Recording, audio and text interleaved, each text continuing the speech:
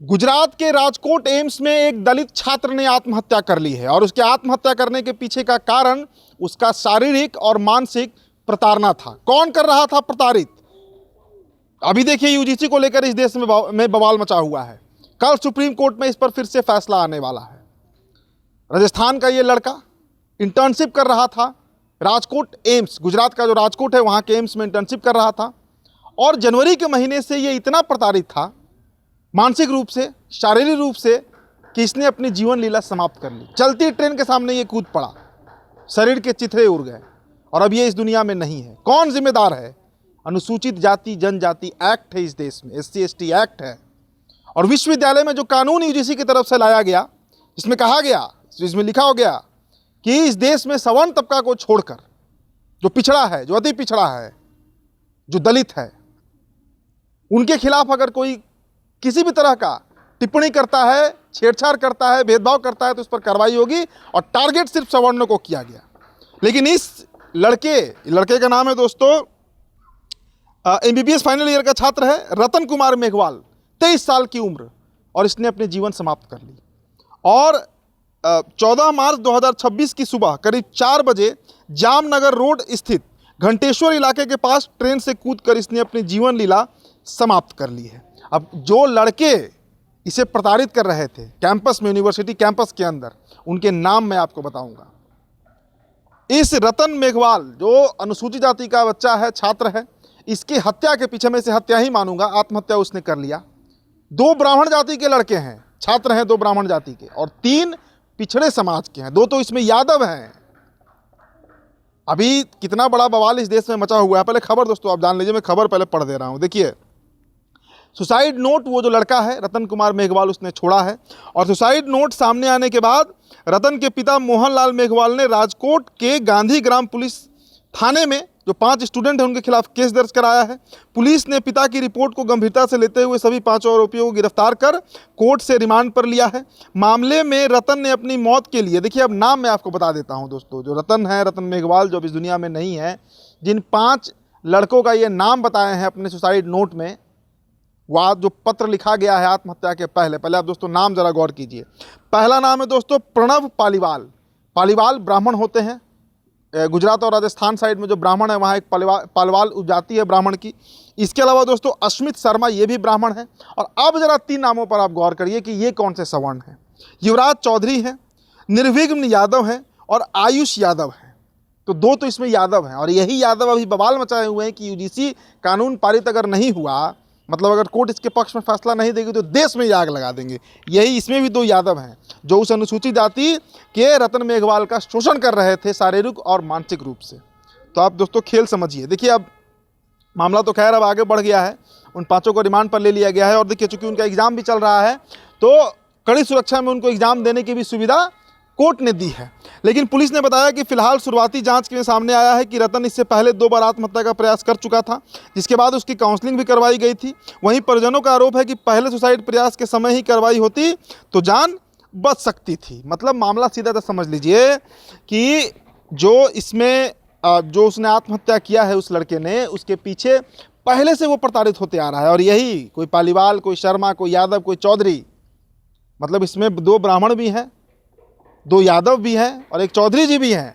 जो रतन कुमार मेघवाल जो कि एक अनुसूचित जाति का छात्र था, एम्स राजकोट में इंटर्नशिप कर रहा था, उसकी आत्महत्या के पीछे ये 5 नाम हैं, 2 इसमें यादव भी हैं। अब बताइए कि इस देश में जो यूजीसी कानून के पक्ष में और खिलाफ दोनों तरफ से प्रोटेस्ट चल रहा है। कल पटना यूनिवर्सिटी में जो पूर्व छात्र अध्यक्ष रहे मनीष यादव, उन्होंने मनुस्मृति जलाया कि ये देश मनुस्मृति से नहीं चलेगा, संविधान में चलेगा। तो भाई साहब, यही संविधान के तहत आपके बिरादरी के 2 लड़के इस मामले में एक दलित छात्र का शोषण कर रहे थे। ब्राह्मण तो बदनाम है ही इसके लिए, चलिए उन पर तो मढ़ा ही गया है कि उनको वो शोषण करने वाले ही कौम है, लेकिन आप मतलब जिस जाति से आते हैं उस जाति के लोग भी इसमें इन्वॉल्व हैं। और ये सिर्फ राजकोट की उस एम्स यूनिवर्सिटी कॉलेज कहिए उसका ये मामला नहीं है, पूरे देश का यही मामला है।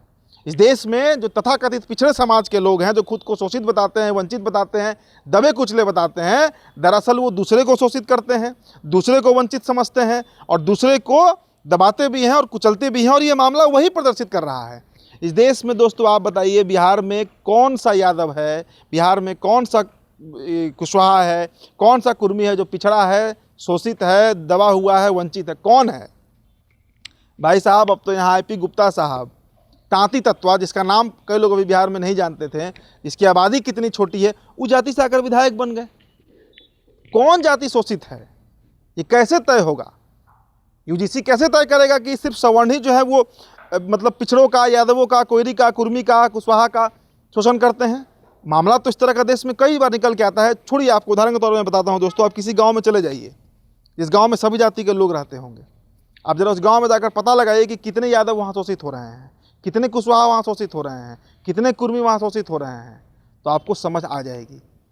दरअसल इस कानून के आड़ में जो पिछड़ा तबका है वो, अब सोचिए अगर ये एक्ट आएगा तो जो अनुसूचित जाति जनजाति के बच्चे हैं जो सही मामले में इस देश में प्रताड़ित होते हैं, इस बात से इनकार नहीं है, कहीं इनकार नहीं है, उनके लिए तब तो कल दिन उनको कोई यादव उठकर मारेगा जिस तरह पीट रहा था, ये तो खबर है ना सामने। तो वहाँ पर तो फिर वो SC ST एक्ट भी इस पर नहीं लगा पाएगा, क्योंकि सब एक कानून के तहत आ गए हैं। तो ये बहुत गंभीर विषय है, विचारणीय विषय है कि आखिरकार इस तरीके से मामला कैसे निपटेगा। देखिए, कल सुप्रीम कोर्ट में इस पर फैसला आना है। 13 जनवरी 2026 को UGC एक्ट आया और जैसे ही आया इस देश में बवाल मच गया। भारतीय जनता पार्टी को जैसे सांप सूंघ गया। भारतीय जनता पार्टी का कोई सवर्ण सांसद, विधायक, नेता, मंत्री, कार्यकर्ता, पार्टी की तरफ से कोई बयान नहीं, कुछ नहीं, सब संट हो गए। सुप्रीम कोर्ट ने इस पर रोक लगा दिया। सुप्रीम कोर्ट ने कहा कि ये पूरी तरह से असंवैधानिक फैसला है, ये मापदंड ही गलत है कि सिर्फ सवर्ण समाज के लोग ही जो है वो अनुसूचित जाति जनजाति के लोगों को प्रताड़ित करते हैं। ऐसे हजारों उदाहरण पड़े हैं जहां पर पिछड़ा समाज के लोग, यादव, कुशवाहा, कुर्मी, तेली, बनिया, ये भी उसमें इन्वॉल्व रहते हैं। ये तो सुप्रीम कोर्ट ने कहा है। तो इस मामले को दोस्तों गंभीरता से लेना है। और ये राजकोट का मामला है। देखिए, ये लड़का मूलतः राजस्थान का रहने वाला है, राजकोट एम्स से पढ़ाई कर रहा था और वहाँ पर कई महीनों से इसे 2 यादव, 1 चौधरी और 2 ब्राह्मण जो लड़के हैं सब मित्र हैं। यूनिवर्सिटी में दोस्तों जाति पाति का उतना मैटर होता नहीं है, वहाँ पर सभी मित्र होते हैं। उसमें जो कमज़ोर पड़ जाता है वो किसी जाति का हो, उसके साथ गलत होता है। कई मामले इस देश में सामने आए हैं, वही मामला है। लेकिन अब इसे जाति का एंगल दिया जा रहा है, इसलिए मैं भी जाति पर बात कर रहा हूँ और कोई तात्पर्य नहीं है। तो कल सुप्रीम कोर्ट का फैसला आना है। एक धारा है जो कहता है कि ये कानून बिल्कुल सही है, एक धारा है जो कहता है कि ये कानून गलत है। कई तरह के, कल मैंने क्या बताया कि अब तो मनुस्मृति को जलाया गया, जबकि मनुस्मृति से शायद ही किसी सवर्ण समाज के लड़के को कोई लेना देना होगा, लेकिन चिढ़ाने के लिए एक सिंबॉलिक रूप से उसे जलाया गया। तो अब इस पर वो लोग जो इस बिल की मांग कर रहे हैं वो कहाँ से, मतलब किस तर्क से वो काटेंगे इस बात को? इसमें तो भाई 2 यादव है ना, भाई यादव का नाम तो आ रहा है, निर्विघ्न यादव का नाम आ रहा है, जो उस दलित छात्र के साथ शोषण कर रहे थे। कैसे जस्टिफाई कीजिएगा इसको? तो ये मामला बहुत गंभीर है। अब कल का इंतजार कीजिए, सुप्रीम कोर्ट का फैसला आएगा, उसके बाद तय हो पाएगा कि दरअसल ये देश चलेगा कैसे। क्योंकि अगर यूनिवर्सिटी लेवल पर अगर इस तरीके से डिस्क्रिमिनेशन होगा तो यूनिवर्सिटी में सवर्ण छात्र बिल्कुल छट जाएंगे, जो सवर्ण तबके के छात्र हैं, और पूरा जो OBC, EBC और SC ST है वो तो एक हो जाएगा, और उसमें शोषण होगा SC ST का ही, और करेंगे OBC वाले ही। ऐसे कई उदाहरण इस देश में पड़े हुए हैं। तो दोस्तों कल का इंतजार कीजिए, फैसला आएगा, फिर उस पर हम खबर करेंगे। लेकिन ये ताज़ा मामला है, गंभीर मामला है, इसलिए हमने आपसे साझा किया। फिलहाल इस रिपोर्ट में इतना ही। बहुत बहुत शुक्रिया।